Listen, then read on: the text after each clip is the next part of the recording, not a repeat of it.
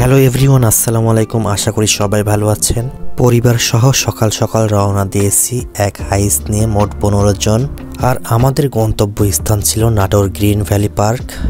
দিনটি শুক্রবার হওয়ায় এবং পিকনিকের সিজন হওয়াতে গাড়ির চাপ ছিল প্রচুর পরিমাণে।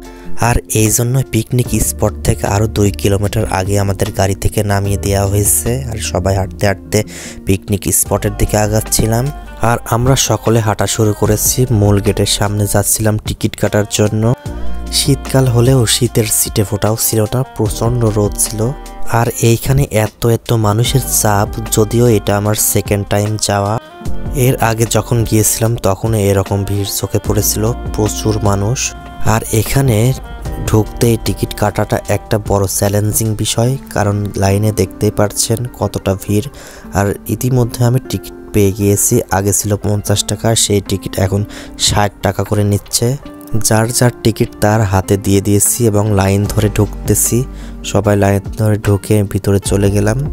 জুম্মার নামাজ শেষ করে আমাদের খাবার দাবারের প্রস্তুতি চলতেছে। যেহেতু কম মানুষের আয়োজন, এজন্য বাসা থেকে খাবার দাবার রেডি করে নিয়ে গিয়েছিলাম, যাতে ওখানে কোনো রান্নার ঝামেলা না হয়, সবাই ইচ্ছে মতো ঘুরতে পারে। দুপুরের খাওয়া দাওয়া শেষ করে যে যার মতো ইচ্ছে মতো ঘুরতে বের হয়ে পড়লো। আর আমিও সব কিছু ঘুরে ঘুরে দেখছিলাম। ঘুরতে ঘুরতে কিছু কথা বলে রাখি, এটা নাটোর জেলার লালপুর উপজেলা সদর থেকে মাত্র 2 কিলোমিটার দূরে অবস্থিত, যার নাম হচ্ছে গ্রিন ভ্যালি পার্ক। প্রায় 123 বিঘা জায়গার উপর নির্মিত এই গ্রিন ভ্যালি পার্কটি। এখানে সকল বয়সী দর্শনার্থীদের চিত্ত বিনোদনের জন্য বিভিন্ন রাইড রয়েছে।